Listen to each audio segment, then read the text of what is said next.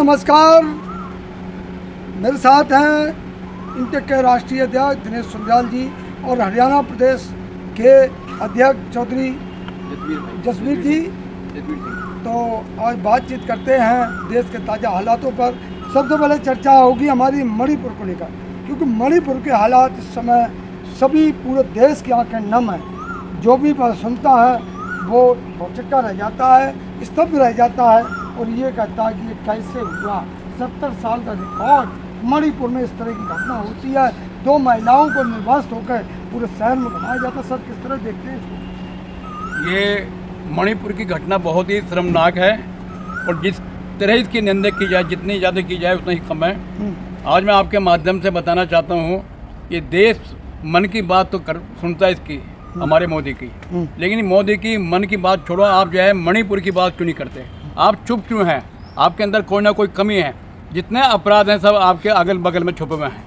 आपका चाहे आपका हरियाणा कांड हो, चाहे उत्तराखंड में अंकिता भंडारी वाला कांड हो, चाहे आपका सेंगर वाला कांड हो, जितने भी कांड हो रहे हैं आपकी ही सरकार में क्यों हो रहे हैं? आपको ये लगना चाहिए कि आज आप कहते हो बेटी पढ़ाओ और बेटी पढ़ाओ बेटी बचाओ।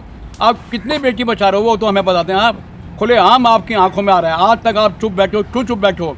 कल हमारी यूथ कांग्रेस ने बहुत ज़्यादा प्रदर्शन किया और हमेशा जो हमारी नारी पे, हमारी लेडी पे या हमारी जो औरतें हैं या जो भी हमारी महिलाएं हैं उनके साथ जो भी अत्याचार होगा, कांग्रेस हमेशा उसके बढ़ चढ़ के भाग लेगी।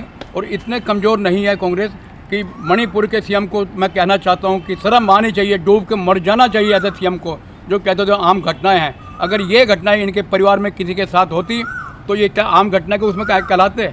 लेकिन आज मैं आपके माध्यम से कहना चाहता हूँ, देश के अंदर तराई तराई मची है। आज भी देश सो रहा है। अगर ये इस तरह रहेंगे तो आप देखना हिंदुस्तान के हर थानों में, हर शहर मोहल्ले के अंदर ये लोग, जैसे हमारी माँ बहनों के साथ ये को लोग कर रहे हैं, वो 2 बहनों के साथ जो गलत काम किया है, जो उनके साथ रेप भी किया गया है और उनको नंगन जो है घुमाया गया है। आप ये लगाइए कि इस तरह का क्या यही दिन देखने के लिए हमने देश आज़ाद कराया था? आज जो हमारे शहीद भगत सिंह हो या चंद्रशेखर आज़ाद हो, क्या ये इसलिए देश इनका हाथ में सौंपा था? लेकिन सर एक बात है कि घटना 4 मई की है, तो 4 मई को जब कांड हुआ और आज जुलाई का महीना है, क्या ये वीडियो अगर वायरल ना होती तो शायद किसी को पता नहीं होता, हमें पता नहीं होता, आपको भी पता नहीं चलता।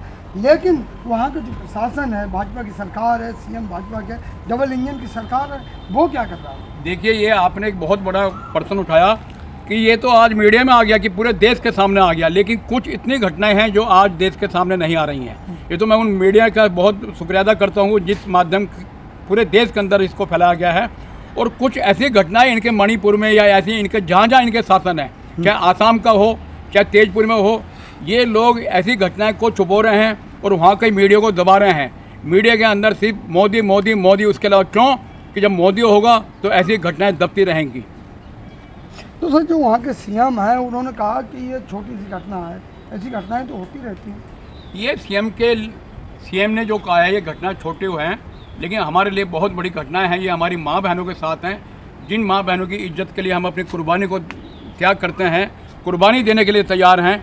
आज वो स्मृति ईरानी कहाँ गई? इनकी जो मिनिस्टर है आज कहाँ है? वो भी एक महिला है। मैं उससे पूछना चाहता हूँ कि आज क्यों नहीं बोल रही लोकसभा? वो महिला बाल विकास मंत्री भी, और वो महिला बाल विकास मंत्री भी आज क्यों चुप बैठी हैं?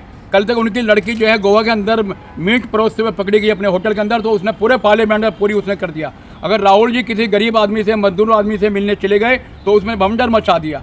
आप ये लगाएं, ये महिला बाल विकास मंत्री ये कहाँ सो रही हैं? आज क्यों नहीं बोल रही हैं? इनका मुँह क्यों नहीं खुल रहा? इनका कहाँ है? कहाँ छुपी हुई है? वो आए ना सामने, देश के सामने।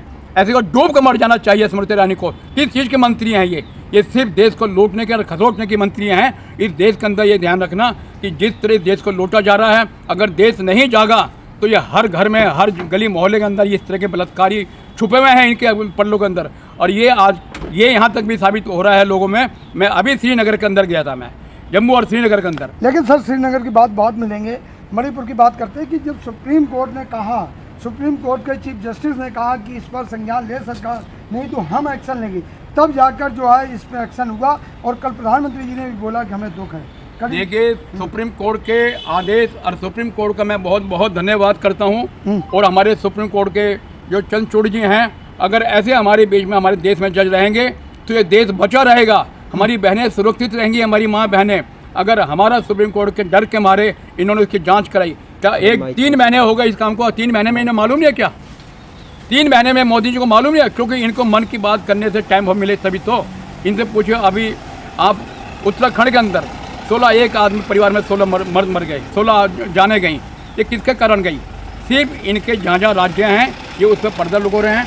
और जहाँ तक के है कि हमारे जहाँ जहाँ प्रदेश में सरकारें हैं उनको तोड़ने का काम कर रहे हैं, उनको लालच दे के कार्यकर्ताओं को तोड़ने का काम कर रहे हैं। कहा जा रहा है कि अमृतकाल चल रहा है, आत्मनिर्भर भारत बन रहा है और अखंड भारत बनाएंगे और हिंदू राष्ट्र बनाएंगे, ये सब चीज़ें चल रही हैं। ये अखंड भारत तो अब देश के सामने आ गया है। जिस तरह हमारी वो बच्ची और हमारी बहनों ने अपनी जान बचाई और जंगल में गई, वो उनके साथ हमें सुनने में आया कि उनके साथ रेप भी हुआ है, साथ साथ उनके साथ रेप के साथ उनको नंगा घुमाया गया है।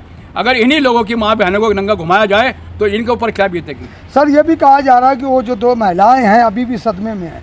नहीं, सदमा यह है कि जब एक हमारी निहत्ते आदमी के ऊपर 150 आदमी उसके ऊपर आए, मैं तो कहूँ कि अगर ये जो मणिपुर के जो सीएम हैं, अगर इन्हें फांसी तक ना ले गए तो ये देश के अंदर ये राष्ट्रीय मजदूर कांग्रेस और ये यूथ कांग्रेस और समस्त हमारी कांग्रेस चैन से नहीं बैठेंगी जब तक उन्हें फांसी के तख्ते तक। गिरफ्तारियां हुई हैं सर, कुछ गिरफ्तारियां भी हुई हैं। गिरफ्तारी हुई हैं, हम गिरफ्तारी नहीं चाहते, हम सीधा उनको फांसी का तख्ता पे चाहते हैं। हम चाहते हैं कि फांसी के तख्ते पर ले जाए उनको तत्काल प्रभाव से जांच हो इसकी और जांच के तुरंत बाद इनकी फांसी हो।